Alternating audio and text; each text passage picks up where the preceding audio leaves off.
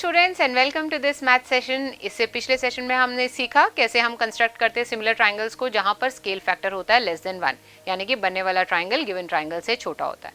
आज के सेशन में सीखेंगे how we construct a similar triangle where scale factor is greater than 1, यानी कि बनने वाला ट्राइंगल गिवन ट्राइंगल से बड़ा होगा।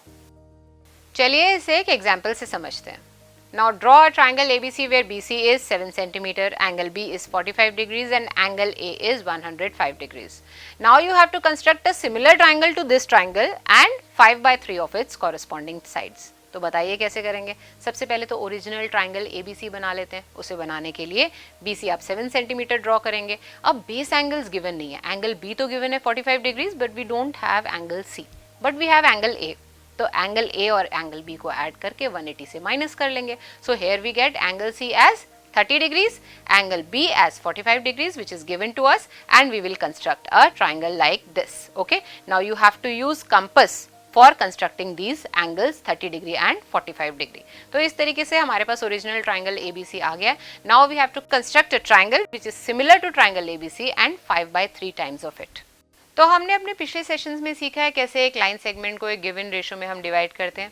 यहाँ पे BC लेंगे उस लाइन सेगमेंट को और B से एक एक्यूट एंगल बनाएंगे। Now we will make 5 equal arcs B1, B2, B3, B4 and B5। Compass use करके आपने आर्क्स लगा दी।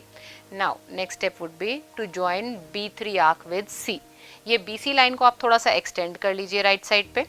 अब आपने क्या करना है, B5 आर्क से B3C के पैरेलल एक लाइन कंस्ट्रक्ट करनी है। कैसे करेंगे, कॉरस्पॉन्डिंग एंगल्स का कॉन्सेप्ट यूज करके इक्वल एंगल्स बनाएंगे which will intersect BC at C dash. Now B5C dash is parallel to B3C।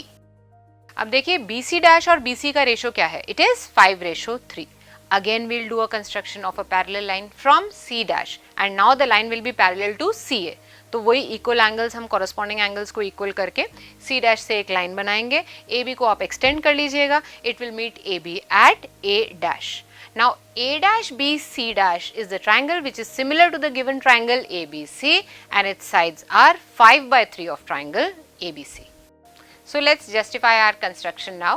देखिए दोनों ट्राइंगल्स को ध्यान से, triangle ABC and triangle A dash B C dash. यहाँ पे एंगल B और एंगल B तो कॉमन है दोनों ट्राइंगल्स में। और अगर बात करें एंगल ACB की, it is equal to A dash C dash B, क्योंकि हमने उसको उसी तरीके से बनाया है। The construction is like that. तो दो एंगल्स इक्वल हो गए by AA similarity rule, both the triangles are similar. अब आप देखिए BC डैश और BC, इसका रेशो क्या है, इट इज 5:3। तो यानी कि सारे कॉरस्पॉन्डिंग साइड्स का रेशो वही हो जाएगा। Hence it is proved that the new triangle which is A dash B C dash is similar to ABC as well as the sides are 5/3 of the corresponding sides of triangle ABC. Before I end today's session, I am leaving you with a few practice questions. आप इसकी step wise construction करेंगे अपनी notebooks में और हम आपसे मिलेंगे अगले इंटरेस्टिंग मैथ सेशन में। तब तक के लिए take care of yourself and happy learning.